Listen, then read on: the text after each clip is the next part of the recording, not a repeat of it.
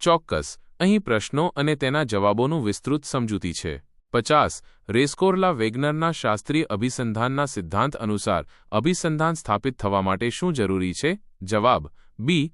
CSUCS વચ્ચે સંલગ્નતા. સમજૂતી. રેસ્કોર્લા વેગનરનો સિદ્ધાંત જણાવે છે કે અભિસંધાન માટે CS અને UCS વચ્ચે સંલગ્નતા જરૂરી છે, એટલે કે CS એ UCSની આગાહી કરે છે. 51. મિશ્રિત અભિસંધિત ઉદ્દીપકમાંનો પ્રબળ ઉદ્દીપક નબળા ઉદ્દીપકને એ રીતે ઢાંકી દે છે કે અભિસંધાન પ્રબળ ઉદ્દીપક સાથે જ સ્થાપિત થાય છે. તે ઘટનાને શું કહે છે? જવાબ એ. અધિછાયાંકન, ઓવરશેડોઇંગ. સમજૂતી. અધિછાયાંકન એ એક એવી ઘટના છે જેમાં એક પ્રબળ ઉદ્દીપક નબળા ઉદ્દીપકને ઢાંકી દે છે, જેના કારણે નબળા ઉદ્દીપક સાથે અભિસંધાન સ્થાપિત થતું નથી. 52. કોઈ એક પ્રથમ અભિસંધિત ઉદ્દીપક સાથે અભિસંધાન સ્થાપિત થઈ ગયા બાદ તેને નવા દ્વિતીય ઉદ્દીપક સાથે મિશ્રિત રીતે રજૂ કરવામાં આવે તો અભિસંધાન આ મિશ્રિત ઉદ્દીપકો પ્રત્યે સ્થાપિત થતું નથી. તે ઘટનાને શું કહેવાય? જવાબ બી. અવરોધતા, બ્લોકિંગ. સમજૂતી. અવરોધતા એ એક એવી ઘટના છે જેમાં પહેલાથી સ્થાપિત થયેલું અભિસંધાન નવા ઉદ્દીપક સાથેના અભિસંધાનને અવરોધે છે. 53. નીચેનામાંથી કઈ પ્રક્રિયામાં પ્રાણીના બચ્ચાઓ વિકાસના સંવેદનશીલ કે કટોકટીભર્યા સમયગાળામાં માતા-પિતા કે તેના જેવા અવેજીરૂપ ઉદ્દીપક સાથે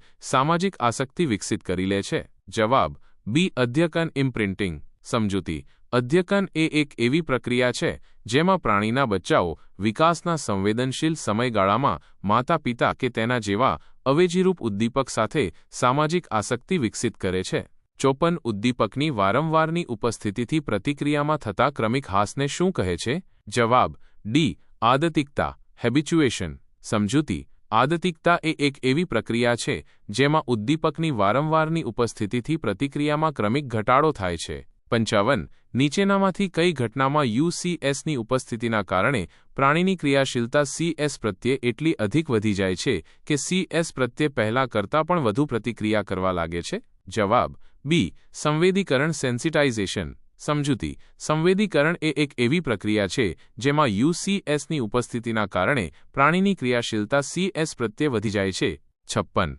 CSUCSને વારંવાર સંયોજિત કર્યા વગર જ રજૂ કરવાથી પણ પ્રાણી એક વિશેષ પ્રકારની પ્રતિક્રિયા CS પ્રત્યે કરે છે. તેને શું કહેવાય? જવાબ સી. કૃત્રિમ અભિસંધાન, સ્યુડો કન્ડિશનિંગ. સમજૂતી. કૃત્રિમ અભિસંધાન એ એક એવી ઘટના છે જેમાં CS અને UCSને વારંવાર સંયોજિત કર્યા વગર જ રજૂ કરવાથી પણ પ્રાણી CS પ્રત્યે પ્રતિક્રિયા કરે છે. 57. સંમિશ્રિત બે અભિસંધિત ઉદ્દીપક સાથે પ્રતિક્રિયાનું અભિસંધાન પ્રબળ રીતે સ્થાપિત થઈ ગયા બાદ બેમાંથી કોઈ એકને જ રજૂ કરવાથી CRની માત્રામાં ઘણો ઘટાડો થાય છે. તે કયા પ્રકારની ઘટના કહેવાય? જવાબ એ. સંમિશ્રિતકરણ, કમ્પાઉન્ડિંગ. સમજૂતી. સંમિશ્રિતકરણ એ એક એવી ઘટના છે જેમાં બે અભિસંધિત ઉદ્દીપક સાથે અભિસંધાન સ્થાપિત થયા બાદ એકને જ રજૂ કરવાથી પ્રતિક્રિયામાં ઘટાડો થાય છે. 58. સાધનાત્મક અભિસંધાનમાં પ્રબલન પ્રાપ્તિ માટે કોણ નિમિત્ત બને છે? જવાબ બી. પ્રતિક્રિયા. સમજૂતી.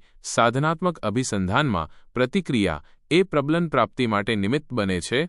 59. નીચેનામાંથી કઈ પ્રાયોગિક યોજના સાધનાત્મક અભિસંધાનને દર્શાવે છે? જવાબ બી. પ્રતિક્રિયા પ્રબલનકારી ઉદ્દીપક. સમજૂતી. સાધનાત્મક અભિસંધાનમાં પ્રતિક્રિયા પછી પ્રબલન આપવામાં આવે છે.